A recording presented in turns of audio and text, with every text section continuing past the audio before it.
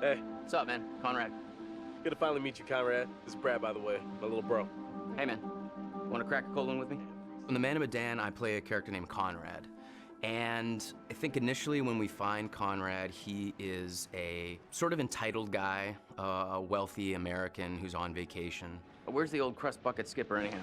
He's an adventurous guy. He lives off the cuff. He does what he wants. I'd invite you to make yourselves at home, but, And I think that's kind of fun to play as an actor. He has no censor, he's no filter. So whatever circumstance he's put into, you know exactly how Conrad feels. And so it was kind of fun performance to start out being brash, kind of a silly guy, and just jump in and have fun with that. So is everybody on board and ready to go? You're selling, I'm buying. I think Conrad and I have some similarities. I think the sense of humor and the sense of fun are similar between Conrad and I, but I will say that he's a little more aggressive and a little more outlandish than I am.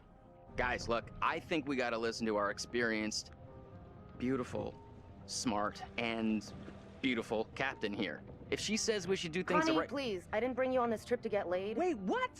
I think Conrad's the kind of guy that I would like to be at a party with. You know, I'd like to have a barbecue and drink some beers with him.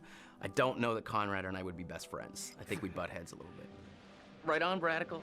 I like the cut of your ship. It's jib. Don't ruin it.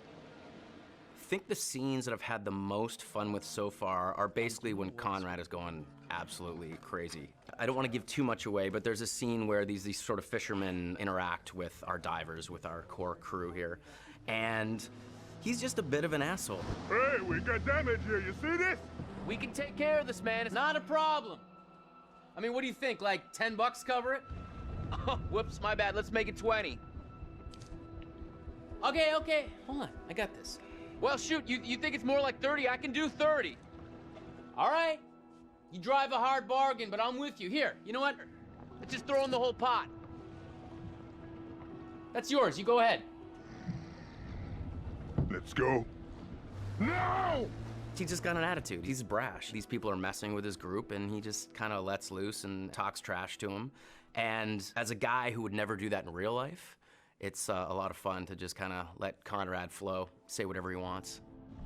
You are an idiot. They left, didn't they? That doesn't make you any less of an idiot. You know, the only thing funnier than seeing you try to buy your way out of that situation is watching you put your money to waste. Got a smile out of you. Worth every penny.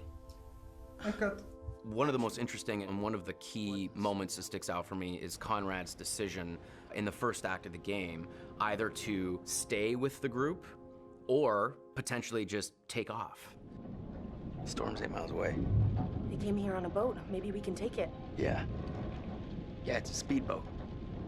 I can get out through the window. We gotta break these off first. Too loud. They'll hear it. We're gonna break them during the thunder. Good call. Don't leave us here, okay? And I think, again, this is what's interesting. Depending on how the player sculpts the story, Conrad can become a coward, essentially, and desert his friends and his family, or become a hero and stay. These fuckers need to pay. So that, to me, is very, very interesting. Two very human choices, and depending on how our player decides to live with these characters, can totally change the outcome of the game. So I think that I enjoy when Conrad makes the heroic choice and gets to stick around. He obviously gets to see more of the adventure, but it's just as possible that he tries to save his own life and takes off. Whew, wow, that was intense. That's one way to put it. You got a better way to put it? All the characters do have very strong personalities and drives. Leave! I think Conrad is the instigator. Good news, bad news. Bad news?